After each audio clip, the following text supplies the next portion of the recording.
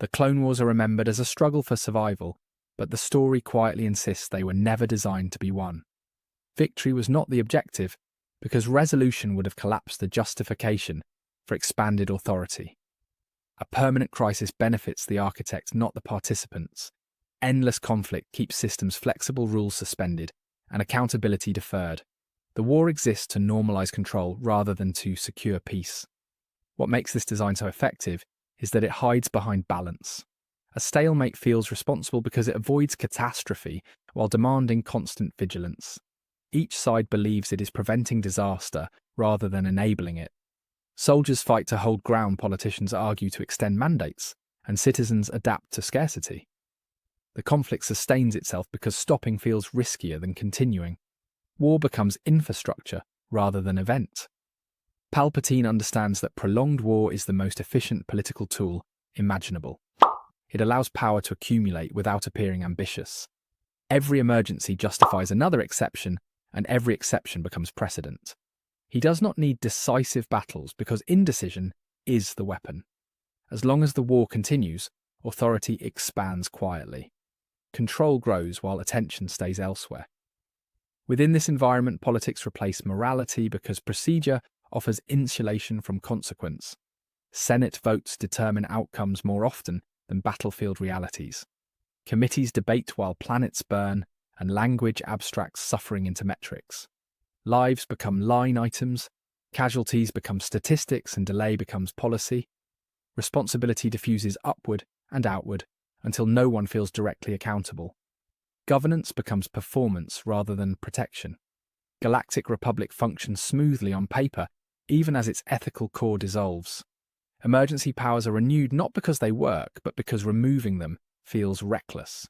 Moral urgency is replaced by procedural caution. Each vote preserves stability while eroding trust. The system prioritizes continuity over conscience. Democracy survives structurally while failing humanly. The use of clones as soldiers makes this erosion easier to ignore because disposability simplifies ethics. When troops are manufactured rather than recruited, sacrifice feels less personal. Loss becomes replaceable rather than tragic. Commanders issue orders knowing reinforcements are guaranteed. The moral weight of sending beings to die is softened by their engineered status. Humanity is abstracted away deliberately. Grand Army of the Republic allows war to scale without social backlash. There are no draft riots, no families protesting, no visible grief in public squares. The clones absorb violence silently and efficiently. Their obedience is designed, not cultivated. This design removes friction that might otherwise slow escalation. War becomes administratively convenient. As the conflict grinds on the mighty, Jedi transform from mediators into symbols of violence. Their presence on battlefields redefines their image across the galaxy. Once associated with balance, they are now linked to command decisions and casualty reports. Public trust erodes quietly, not through scandal, but through repetition. Every order given in combat distances them further from their original role. Guardianship fades into militarism. Jedi Order does not notice this shift because internally it feels like service. They believe proximity to suffering justifies their involvement. Yet visibility in violence carries a cost regardless of intention. The galaxy begins to see robed figures as generals first and protectors second. Symbolic authority weakens even as tactical authority grows. The Order gains power while losing meaning. The illusion of choice sustains compliance because both sides of the war appear distinct. Citizens believe outcomes hinge on allegiance rather than design. In reality, the conflict is curated to prevent decisive change. The enemy exists to justify the same measures on both sides. Fear is redistributed evenly, so resistance never coheres. Choice feels real because consequences are managed. This illusion keeps populations compliant because it channels frustration outward. People blame opposing factions rather than centralized authority. Anger is spent on distant enemies rather than nearby decisions. The system benefits from polarization because it fragments accountability. Everyone argues about tactics while structure remains untouched. The war absorbs dissent efficiently. What makes this manipulation so devastating is that it does not require constant deception. Truth is simply incomplete. Each group sees enough information to act sincerely, while remaining blind to design. Soldiers fight, politicians vote, and citizens adapt, all believing they are responding responsibly. Intentions remain intact while outcomes are predetermined. The system feeds on sincerity. They teach obedience, normalize exception, and redefine violence as service. By the time peace is promised, the galaxy has already accepted control as normal. Winning was never required because transformation was already achieved. The war succeeded precisely because it never ended. What the Endless War ultimately does is hollow the Jedi Order from the inside by forcing it to operate in a role it was never designed to inhabit. Command requires decisiveness, hierarchy, and compromise, while the Jedi ethos is built on reflection, restraint, and moral clarity. Each day spent leading armies demands choices that blur these values. What begins as reluctant service becomes normalized authority. The Order does not abandon its ideals openly, it slowly redefines them to survive the moment. By accepting command, the Jedi bind their identity to outcomes rather than principles. Success is measured in territory held, and enemies defeated instead of balance preserved. Failure becomes intolerable because lives now depend on orders given. This pressure incentivizes shortcuts that would once have been unthinkable. The Force becomes a tactical advantage rather than a moral guide. Purpose narrows until function replaces philosophy. Jedi Order experiences corruption not through temptation, but through responsibility, misaligned with identity. The more indispensable they become to the war effort, the less freedom they have to question it. Authority traps them in momentum. Every delay risks defeat, and every doubt risks lives. In that calculus, ethics become negotiable. The Order remains sincere even as it drifts away from itself. This drift is compounded by a growing reliance on institutions over instincts.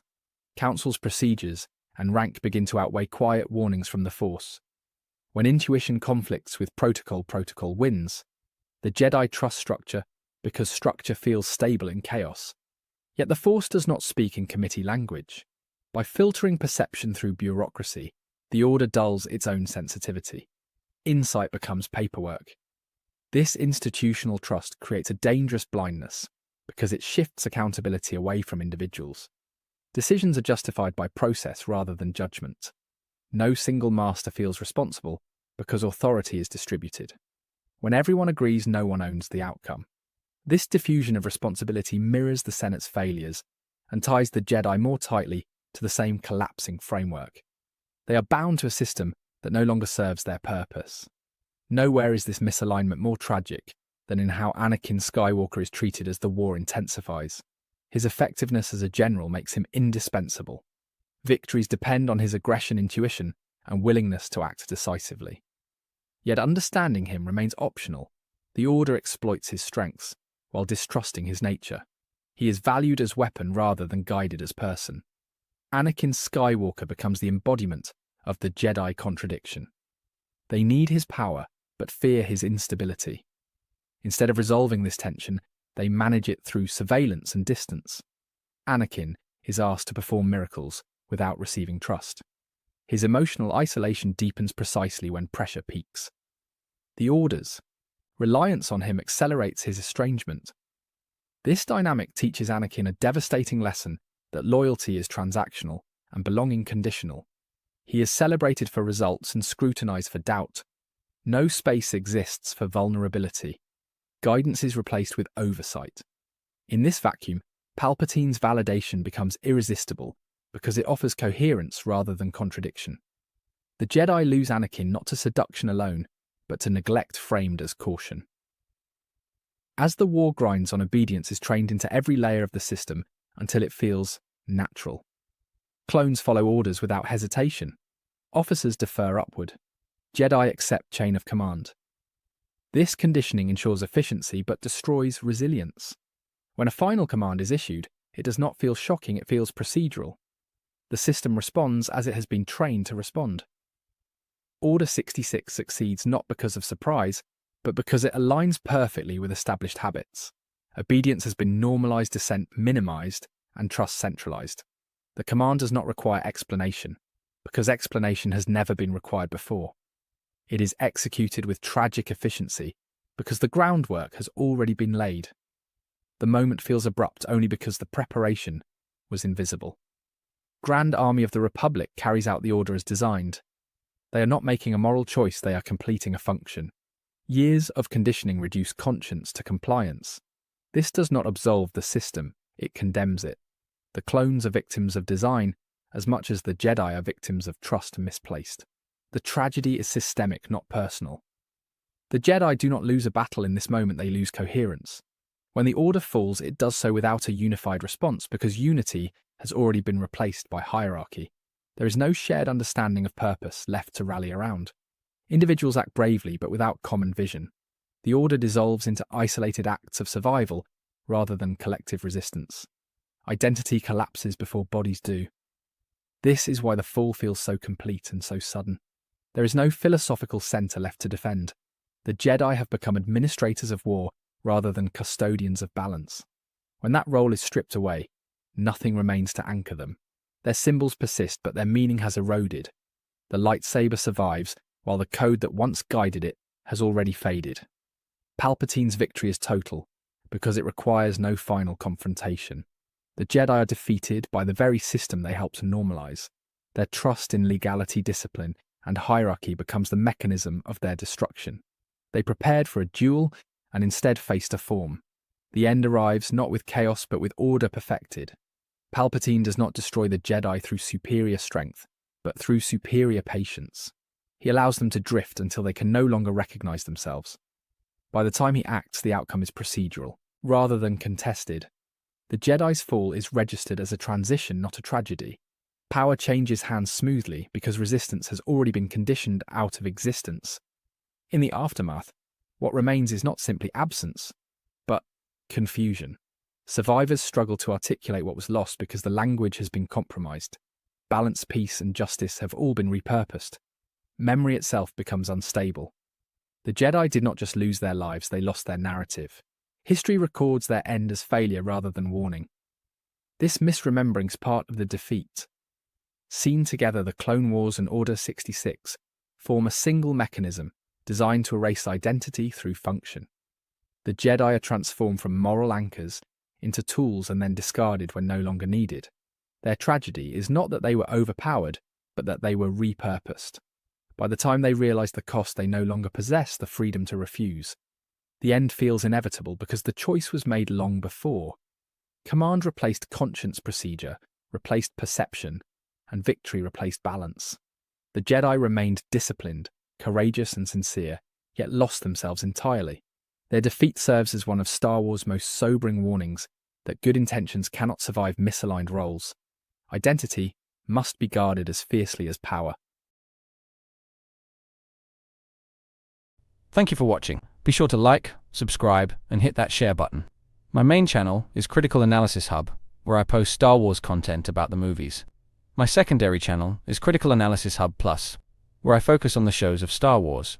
And my third channel is Critical Analysis Hub XP, where I post comic books. Be sure to take a moment and check them out. Thanks, and may the Force be with you.